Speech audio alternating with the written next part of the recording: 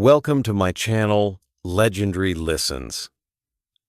Let me ask you something. When someone speaks English, do you first hear it and then translate it into your language before you understand it? And then by the time you're ready to answer, the moment is already gone? You're not alone. I used to do this too. My brain worked like Google Translate. But guess what?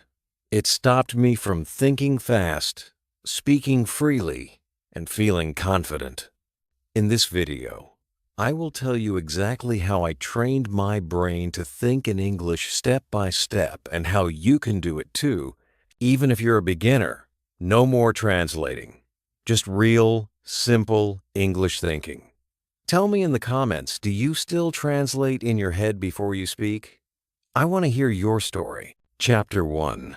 I always translated first, and it made me slow. In the beginning, English felt like a puzzle I could not solve. Every word I heard needed to be changed into my own language first. Only then I could understand it. My brain was not thinking in English. It was just translating everything, word by word. When someone asked me, "What's your name?" my brain first thought, "Wo kya ke raha hai?" Then I translated the question to my language. Then I thought of an answer in my language. And only after that, I tried to make an English sentence. By that time, the moment had passed. They were already talking about something else. And I was just standing there, quiet. Too late. I felt slow. I felt broken. I felt like English was not for me. But deep down, I still had hope. I believed I could change that. I remember one day in class, the teacher asked me a very simple question in English. She said, "How are you today?" I understood the words, but I still translated it in my mind. Tum kaise hoaj. Then I thought, Main dik hoon. Then I had to find the English for that "I am fine." But when I opened my mouth, the words didn't come out. My mind was too slow. My thoughts were trapped. Other students answered fast. They didn't stop to translate. Their answers were quick, natural, confident. And I thought, why am I like this? Why is my English brain so slow? It happened not just in school. It happened everywhere. In shops, on the phone, while watching movies. I always needed that extra step. That silent voice in my head that first translated everything into my language. I wanted to speak, but my words got stuck between two languages. I felt like I had two brains, one for my language and one for English. But they never worked together. They fought each other, and I was the loser in that fight. I used to practice English by writing sentences, but still, when I tried to speak, I translated. When I read books, I stopped at every hard word and looked it up in a dictionary, not an English dictionary, but one in my language. It helped a little, but it also made me depend on translation. I never built the habit of thinking directly in English, and that made everything harder. The worst part was not just the slow thinking. The worst part was how I felt inside. I felt embarrassed. I avoided conversations. I kept my answers short. I said yes, no, okay, just to escape speaking. I didn't want people to see how confused I was. I smiled on the outside, but inside, I was scared. Scared that people would laugh at me. Scared that they would not understand me. Scared that I would never be fluent. I started to believe that maybe I was not smart enough for English. But one day, something small happened that opened my eyes. I was listening to a podcast in English. It was a simple one. The speaker said, "Don't translate. Just listen. Just feel the words." I didn't understand what he meant. How could I not translate? That's how I survived. But his voice stayed in my head. Just feel the words. I played that part again and again. I realized maybe the problem was not my brain. Maybe the problem was my method. So I decided to try something new. The next day, I sat near a window. I looked at the sky, and I said in English, "The sky is blue." I didn't translate it from my language. I just saw the color and said the sentence. It felt strange, but also free. That was the first time I said something in English without translating. And even though it was just a short sentence, it felt like a big moment, like I had opened a new door inside my mind.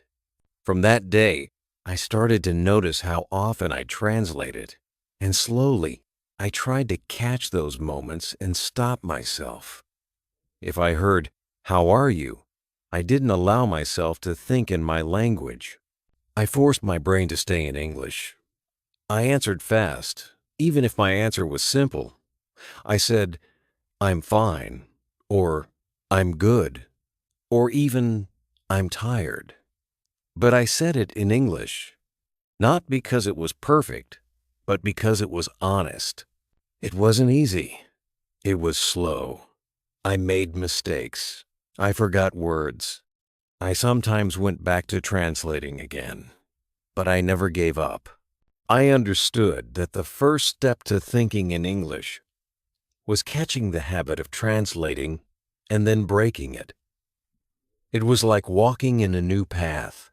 At first, it was hard, but the more I walked on that path, the easier it became.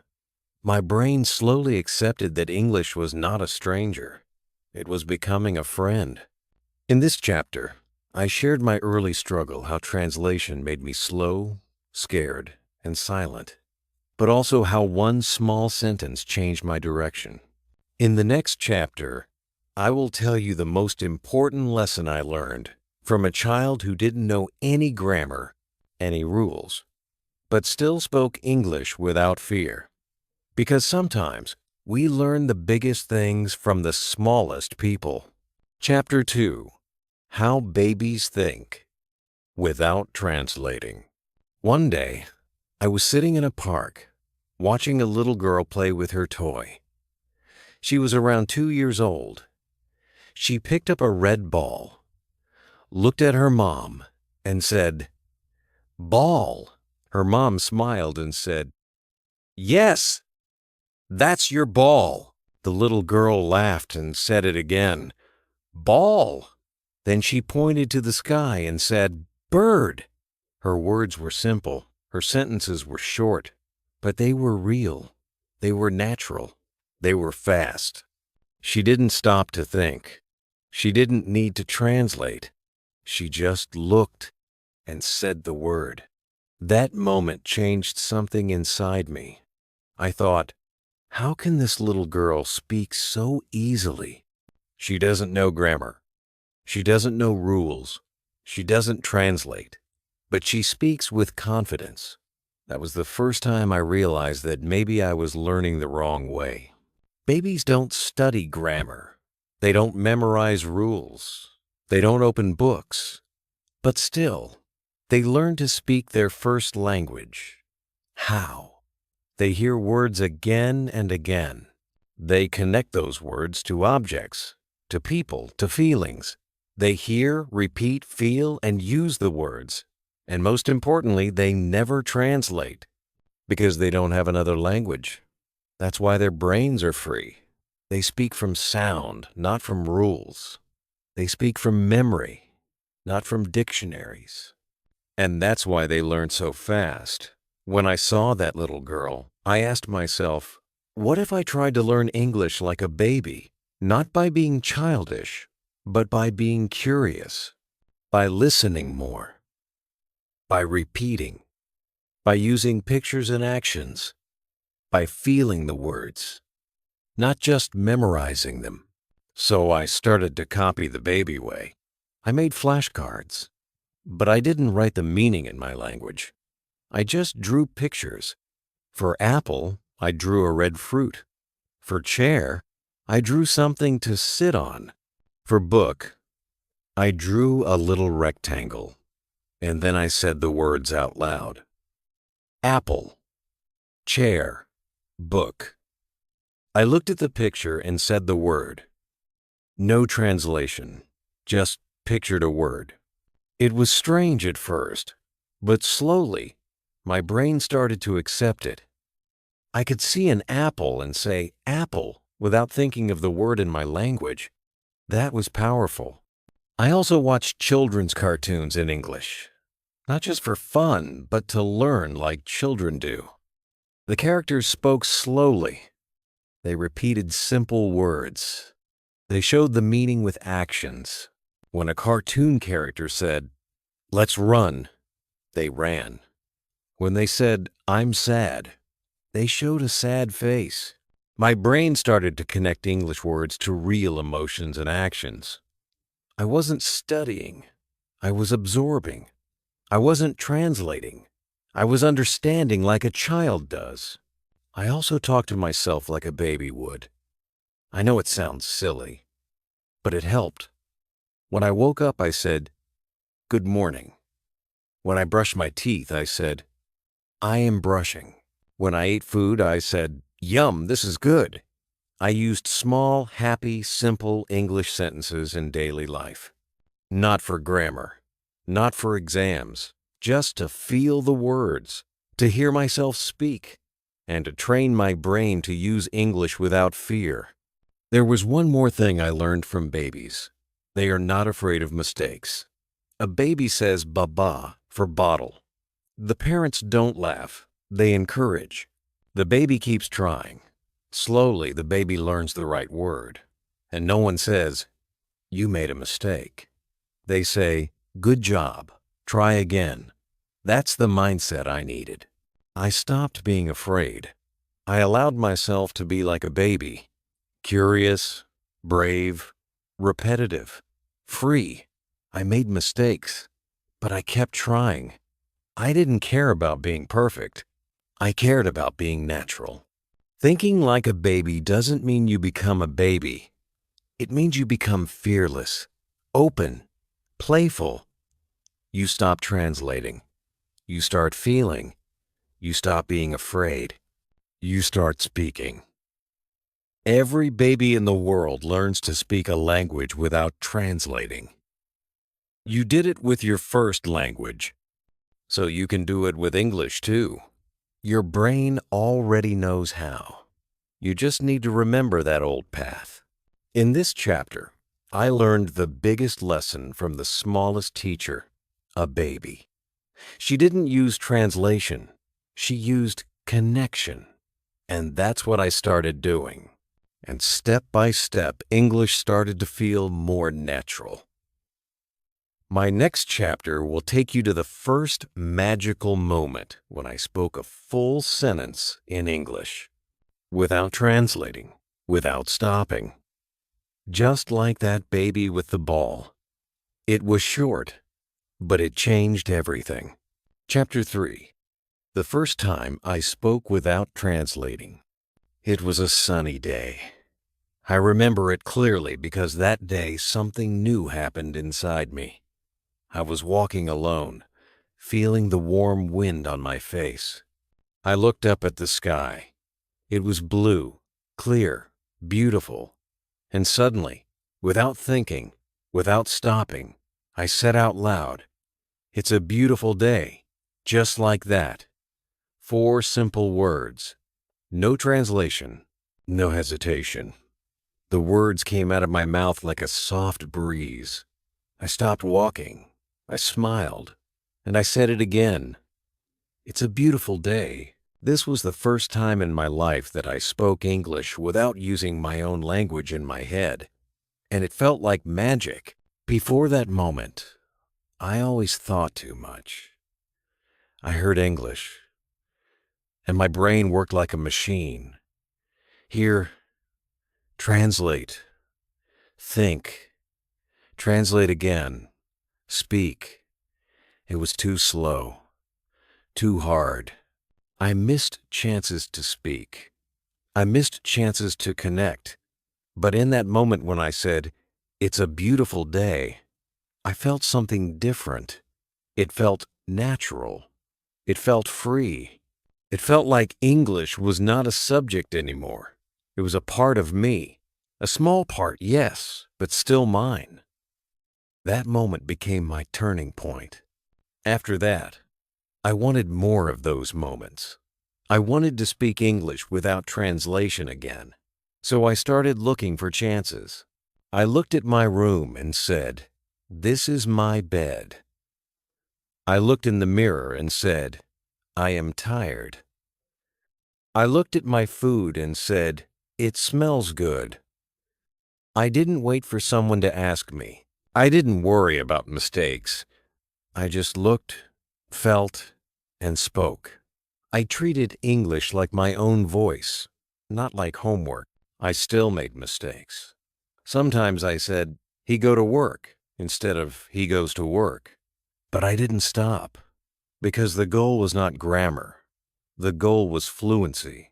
The goal was thinking directly in English, not translating perfectly. I knew I could fix grammar later. But first, I needed to build the habit. The habit of thinking in English before translation had a chance to sneak in. I made a game out of it. Every time I wanted to say something to myself, I asked, "Can I say this in English right now?" If the answer was yes, I said it. If the answer was no, I found a simpler way. If I didn't know how to say, "I'm very sleepy because I studied all night," I just said, "I'm tired." And that was enough. Simple English, real English, English that I could think in without help. The more I did this, the more natural it became. I walked and talked. I cleaned my room and talked. I made tea and talked. Not big speeches, just small thoughts. This is hot. I need sugar. Where's my phone? These were thoughts I had every day. And now they were in English. That's how it started. Not with grammar books, not with long essays, but with real life. I also changed how I listened. Before, when I listened to English, I always tried to understand every word. If I didn't understand something, I stopped the video and checked the meaning in my language. But now, I did something new. I listened for the feeling. I listened for words I knew. And I repeated them. I didn't pause the video. I didn't check the dictionary. I just let the English flow into my brain the way music does. And when I heard a sentence I liked, I said it too. I copied it. I repeated it. I made it mine. That's how I learned to speak without translating. First, one sentence, then another, then more. At first, it felt strange, but soon, it felt natural. English became something I could use, not just something I had to study. I could think in English, not all the time, not every thought, but more and more each day. And with each thought, I became faster, stronger, more confident. I want you to remember something. You don't need to be perfect to think in English. You just need to begin. Begin with small sentences. Begin with things around you. Begin with what you already know. Don't wait to understand everything. Don't wait to learn every word. Just begin. That's what I did, and that's how I changed. This chapter was about a very small moment, one sentence on a sunny day. But that sentence was like a seed. It grew into confidence. It grew into fluency. In the next chapter, I will show you how I started thinking in English with real-life sentences and how those small daily thoughts became the strongest part of my speaking. Simple sentences. Big change. Chapter 4. Thinking in English with real life sentences.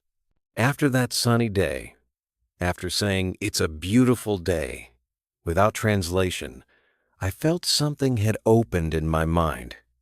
It was a door, a small one, but it led to a big place. I didn't want to lose it. I wanted to open it wider. So I started to do something simple but powerful. I began to speak English to myself, using real-life sentences, not grammar sentences from books, but real thoughts from my daily life. And that changed everything. I realized that English was not just a language for exams or school. It was a tool to express my life. So I started with my morning. When I woke up, I said, "I am tired." I stretched and said, "It's time to wake up." I went to the bathroom and said, "I need to brush my teeth." These were not fancy words, but they were real. I didn't translate them. I lived them. I thought them. I said them. And I did this again and again. Then I made a rule for myself. Only use English when talking to yourself. So every time I had a thought, even a small one, I tried to think it in English. At first, it was difficult. My brain didn't want to do it. It was easier to use my own language. But I pushed myself. I kept the sentences short. I didn't try to sound like a native speaker. I just said what I could. I need water. Where are my keys? My phone is charging. These small sentences became my tools. They were my bricks. Every day I built a little more fluency with them. I also created a list of real-life English sentences that matched my daily routine. I wrote them on paper and stuck them around my room. On my door. "Let's go out." On my mirror. "You look tired today." Near my study table. "Let's begin now."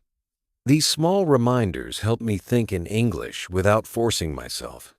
My environment started to speak English to me. It felt like I was living inside an English-speaking world, even though I was in my own home. I remember one day I was late for class. I ran to my bag and said, "Where is my notebook?" Then I found it and said, "Here it is." Then I looked at the clock and said, "Oh no, I'm late." I didn't even realize I was speaking in English. It just happened.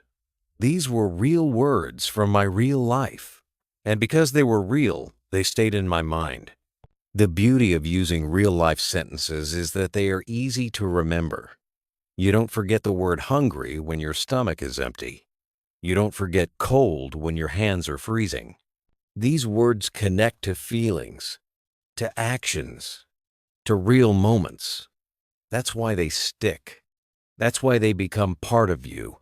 And once they're part of you, you don't need to translate them anymore. You just say them. You just feel them. I also started using these sentences in front of my mirror. I would look at myself and say, "I am learning English. I can do it. I am not afraid. Today is a new chance." These sentences were more than just practice. They were motivation. They reminded me why I started. They gave me strength. They made English feel like my own voice, not something I borrowed from a book. And the best part? I didn't need a teacher for this. I didn't need a class. I didn't need perfect grammar. I just needed my own thoughts. My life became my textbook. My voice became my teacher.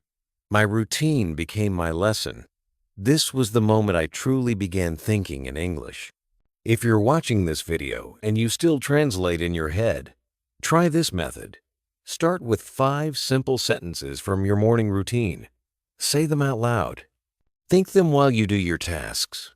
Use them every day, then add 5 more. Make a habit of it. One day, you'll surprise yourself, just like I did, when you realize you are thinking in English without even trying. Thinking in English is not a gift. It is a skill.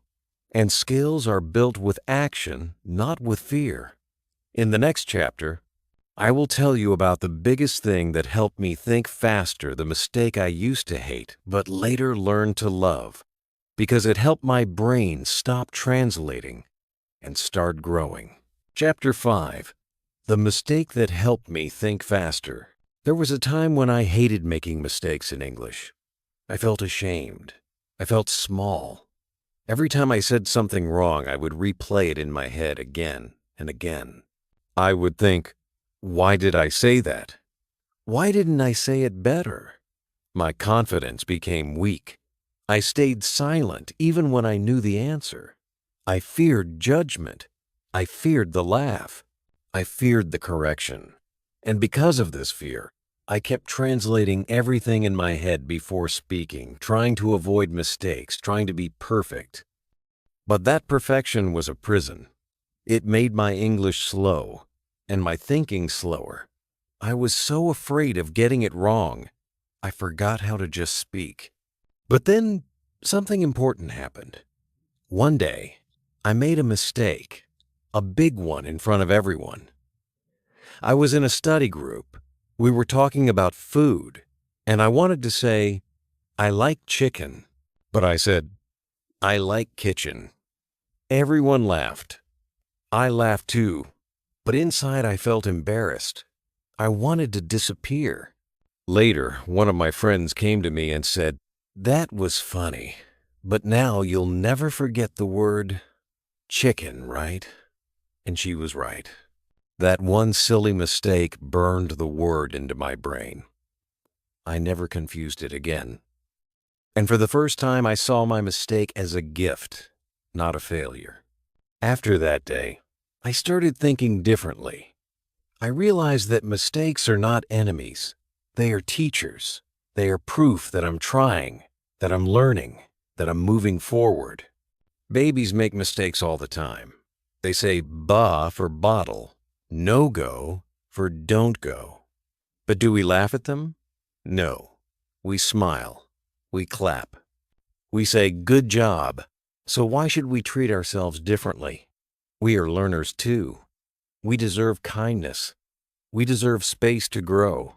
From then on, I gave myself permission to make mistakes on purpose. I tried speaking faster, without waiting for perfect grammar. If I said, she go to school, I didn't panic. I smiled and corrected myself. She goes to school. That correction helped me more than any grammar lesson. Because I was learning from my own voice, my own mistake, my own feeling. That's how real growth happens. Not from fear, from freedom. The more mistakes I made, the faster I became. Not just in speaking, but in thinking. Because when I stopped fearing mistakes, I also stopped waiting. I didn't need to check every sentence in my head before speaking. I didn't need to translate word by word. I just said what I could. And if it came out wrong, I fixed it. I moved forward. I didn't freeze. One time I wanted to say, I'm looking for my phone, but I forgot the word looking. So I said, want to find my phone. My friend understood me. She smiled and said, you mean looking for? I said, yes, that's the one. And now I never forget looking for. That moment gave me vocabulary. It gave me memory. And it gave me courage. Mistakes are how our brain builds stronger connections. Each time you make a mistake and correct it, your brain makes a new path, a faster one. But if you always translate, always try to speak perfectly, your brain stays in the slow lane. You wait, you pause, you fear, and that fear blocks fluency. But when you make mistakes, your brain gets to play. It explores. It learns. It remembers. And that is how you start thinking faster, by trusting yourself, not translating everything. I even started writing down my mistakes in a small notebook, just one or two each day. I would review them at night and smile. Oh yes, yesterday I said kitchen instead of chicken. It became a game, a way to learn from my own English journey. I started enjoying my errors. They were like little footprints showing how far I had come. So if you're watching this video and you are afraid of making mistakes, I want to say this to you. Make them. Make lots of them. Speak wrong. Speak fast. Speak freely. And fix yourself with love, not with fear. That's how you train your brain to stop thinking in your language and start thinking in English. Not because you're perfect, but because you are brave.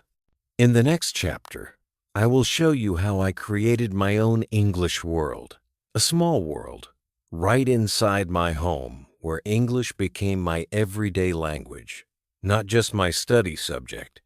That world helped me stop translating and start living in English every single day. Chapter 6. How I built a mini English world around me. After I stopped fearing mistakes and started thinking in simple, real-life English sentences, I realized something very important.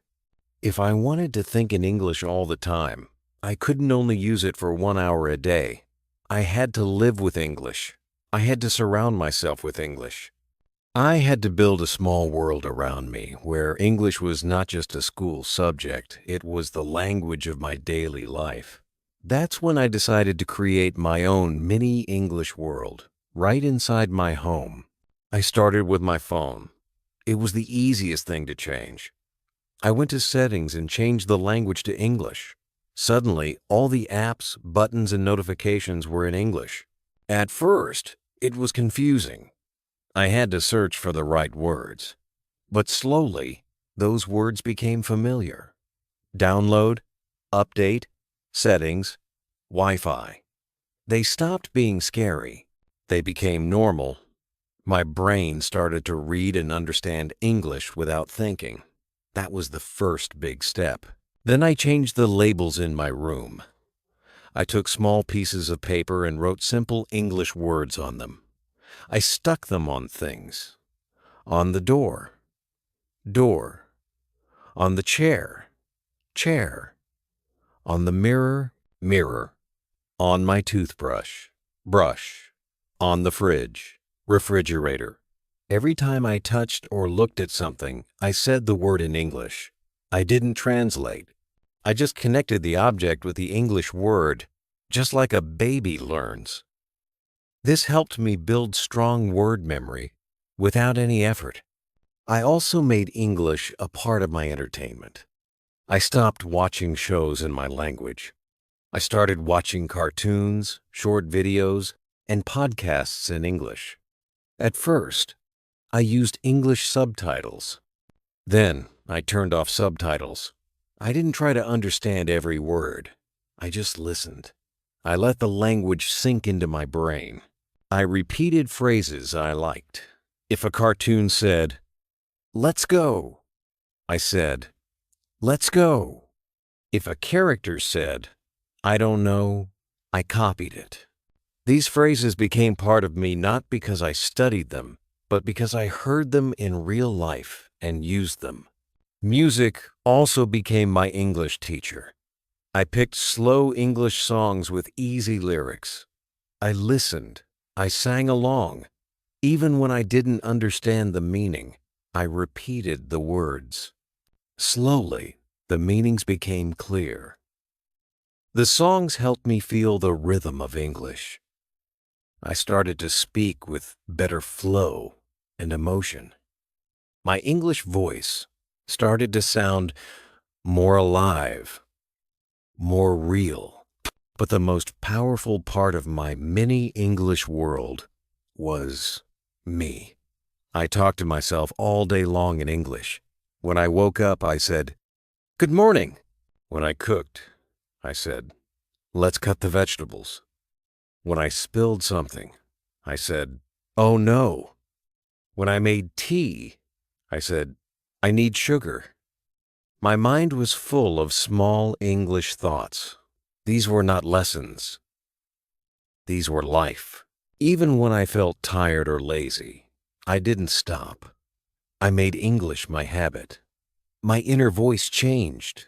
My thoughts started to appear in English. When I was hungry, I didn't think "Buk lagi hai." I thought, "I'm hungry." That was the moment I knew my mini English world was working. My brain was changing. It was thinking in English before my old language could interrupt. I also changed my alarms and reminders on my phone.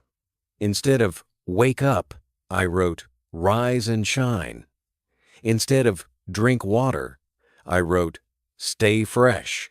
These small touches made me smile. They made English friendly. They made it fun. And fun is the secret to learning faster. One time, I even had a full conversation with myself in English while looking in the mirror. I asked, "How are you today?" and answered, "I'm feeling good." I asked, "What's your plan?" and said, "Today I'll study for 20 minutes." I looked silly, but I felt proud. I wasn't waiting for an English partner. I was becoming my own partner, my own teacher, my own practice buddy. If you are learning English and still translating everything, I want to tell you, build your English world. You don't need to go to an English-speaking country.